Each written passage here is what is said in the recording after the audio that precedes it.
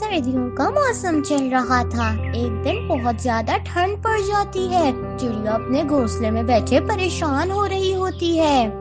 अरे आज तो बहुत ही ज्यादा ठंड है, मुझे कुछ तो करना पड़ेगा। अगर मुझे ठंड से बचना है तो मुझे आग जलाने के लिए लकड़ियाँ जमा करनी पड़ेंगी, नहीं तो मैं इस ठंड में मर ही जाऊंगी। लेकिन ये काम मैं अकेले नहीं कर सकती, मुझे किसी की मदद लेनी पड़ेगी। करिश्मा चिड़िया फिर रानो चिड़िया के पास जाती है और उससे कहती है, रानो ठंड बहुत बढ़ गई है, हमें इस ठंड से बचने के लिए आग जलाने के लिए लकड़ियाँ जमा करनी होंगी। क्या तुम लकड़ियाँ जमा करने में मेरी मदद करोगी? हाँ करिश्मा बहन, मुझे भी अपने लिए लकड़ियाँ जमा करनी थी। चलो अब हम साथ मिलकर लकड़ियाँ जमा कर लेते हैं। फिर करिश्मा और रानो जंगल में लकड़ियाँ तलाश करने के लिए निकल जाती हैं। थोड़ी दूर जाती है करिश्मा चिड़िया को लकड़ियाँ दिखाई देती हैं। चलो हम यहाँ से अपने लिए उठा लेते हैं। दोनों अपने लिए एक एक लकड़ी उठाकर वापस अपने घर की ओर चले जाते हैं। करिश्मा बहन, हमें आग जलाने के लिए और ज्यादा लकड़ियाँ जमा करनी होगी।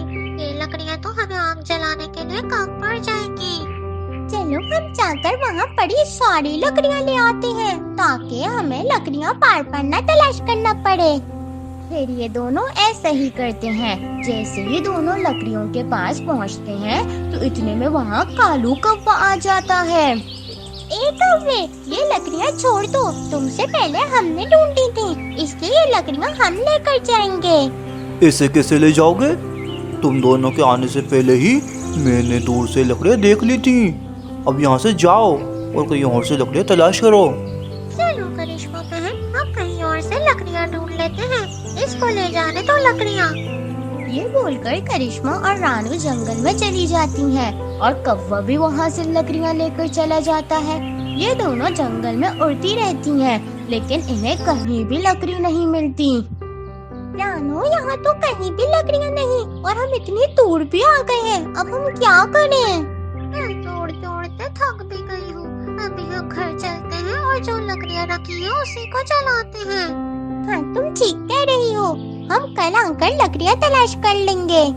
ये बोलकर करिश्मा और रानू अपने घर की ओर चले जाते हैं और घर जाकर उन लकड़ियों से आग जलाकर सो जाते हैं। अगला दिन हो जाता है। करिश्मा चिड़िया रानो चिड़िया के पास चली जाती है। रानू, मैं भोजन लेने जा रही हूँ और वापसी में लकड़ियाँ भी लेते हुए आऊंगी, क्या तुम मेरे साथ चलोगी? हाँ करिश्मा बहन, मैं तुम्हारे साथ चलती हूँ। फिर ये दोनों साथ साथ मिलकर चली जाती हैं। ये दोनों उड़ती रहती हैं और काफी दूर आने के बाद इन्हें बहुत सारी लकड़ियाँ दिखाई देती हैं। करिश्मा बहन, इतनी सारी लकड़ियाँ, अब तो हम आराम से सर्दी में आग जलाएंगे। अब हम इन सब लकड़ियों को पहले एक जगह जमा कर लेंगे और फिर आधी आधी आपस में रख लेंगे। हाँ ठीक है करिश्मा बहन।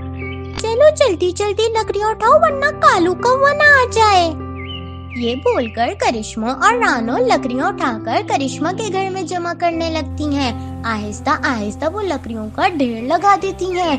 कौवे को इस बात की खबर हो जाती है और वो अपने साथियों को लेकर करिश्मा चिड़िया के घर आ जाता है। चलो, तुम दोनों ने मेरा काम आसान कर दिया। अब मुझे आग जलाने के लिए लकड़ियाँ ढूंढनी नहीं पड़ेंगी। कालू, खबरदार अगर इन लकड़ियों को हाथ भी लगाया तुम्हारा मुंह तोड़ दूंगी। चलो साथियों, सारी लकड़ियाँ उठा लो और जो कोई भी बीच में आए उसे छोड़ना मत। ये बोलकर कौवा अपने साथियों से कहकर सारी लकड़ियाँ उठवाकर अपने घर में जमा कर लेता है। रात हो जाती है। कालू कौवा आग जलाने के लिए थोड़ी सी लकड़ियाँ निकालता है और उसे जलाकर बहुत खुश हो रहा होता है।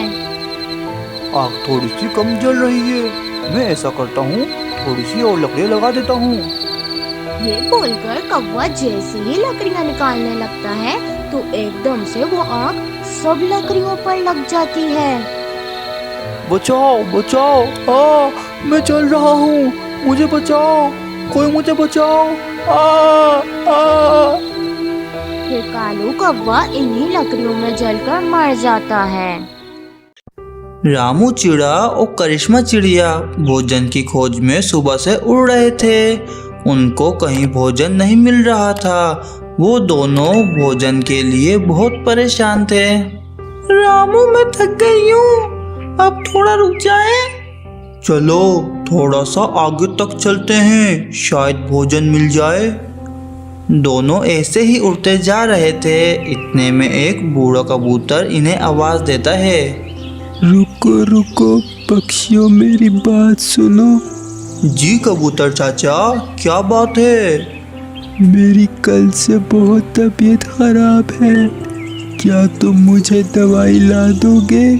जी कबूतर चाचा, मैं अभी जाकर आपकी दवाई ले आता हूँ। ऐसे ही मज़ेदार कार्टून देखने के लिए हमारे चैनल को सब्सक्राइब करें। Please like, comment and share. Karishma तुम यहीं रुको, मैं आया दवाई लेकर। फिर रामू चिड़ा कबूतर चाचा की दवाई लेने चला जाता है। क्या हुआ चिड़िया, तुम इतनी क्यों परेशान हो? हम सुबह से भोजन के लिए उड़ रहे हैं और हमें कहीं भोजन नहीं मिला। हमने सुबह से कुछ नहीं खाया। अरे चिड़िया, तुम मेरे से भोजन ले लो, मेरे पास बहुत सारा भोजन रखा है। नहीं कबूतर चाचा, आप चिंता ना करें, हम अपना भोजन तलाश कर लेंगे। चिड़िया बेटी, मेरा अमनपुर जंगल में बहुत बड़ा बाग है, मेरे पास बहुत सारा भोजन है, तुम लोग मेरे से भोजन ले लो। इतने में वहाँ रामू चिड़ा कबूतर चाचा की दवाई ले आता है। ये लो कबूतर चाचा, आपकी दवाई। धन्यवाद, तुम्हारा बहुत बहुत धन्यवाद। फिर करिश्मा चिड़िया रामू को भोजन के बारे में बताती है। रामू करिश्मा चिड़िया की बात सुनकर कबूतर चाचा को कहता है, नहीं कबूतर चाचा, हम अपना भोजन खुद तलाश कर लेंगे। ये कहकर रामू और करिश्मा वहाँ से चले जाते हैं और अपना भोजन तलाश कर लेते हैं। फिर वो दोनों भोजन लेकर अपने घर चले जाते हैं। रामू, आज तो हमने भोजन ढूंढ लिया, अब कल फिर से हमें भोजन लेने जाना है। क्या ही अच्छा होता अगर हम कबूतर चाचा से कई दिनों का भोजन ले आते। ऐसे ही मज़ेदार कार्टून देखने के लिए हमारे चैनल को सब्सक्राइब करें। Please like, comment and share. नहीं करिश्मा, हम कबूतर चाचा से भोजन क्यों लेते, हम अपना भोजन खुद से तलाश कर सकते हैं। करिश्मा चिड़िया रामू की बात सुनकर चुप हो जाती है और वो दोनों थोड़ी देर बाद सो जाते हैं। अगले दिन करिश्मा और रामू नदी पर पानी पीने जा रहे होते हैं। रामू करिश्मा चिड़िया से कहता है, करिश्मा, कबूतर चाचा की तबीयत खराब है, क्यों ना हम उनसे मिलते हुए जाएं? जी रामू, आप ठीक कह रहे हैं, हमें कबूतर चाचा से मिलना चाहिए। फिर वो दोनों कबूतर चाचा के घर मिलने चले जाते हैं और जाकर देखते हैं वो तो बीमारी से मर रहे होते हैं। कबूतर चाचा, आपकी तो तबीयत बहुत खराब है, हम आपको अस्पताल लेकर चलते हैं। नहीं बच्चों, मेरा अब वक्त पूरा हो गया, मैं अब अस्पताल जाकर क्या करूँगा? नहीं, ऐसा मत कहें, हम आपको कुछ नहीं होने देंगे। इधर आओ मेरे बच्चों, मेरी बात सुनो, मेरे कोई बच्चे नहीं थे, अगर मेरे बच्चे होते तो वो मेरा ख्याल भी रखते और मेरे बाग को भी देखते। अब मेरे तुम ही दोनों बच्चे हो, मैं चाहता हूँ मेरा बाग अब तुम लोग संभालो। ठीक है कबूतर चाचा।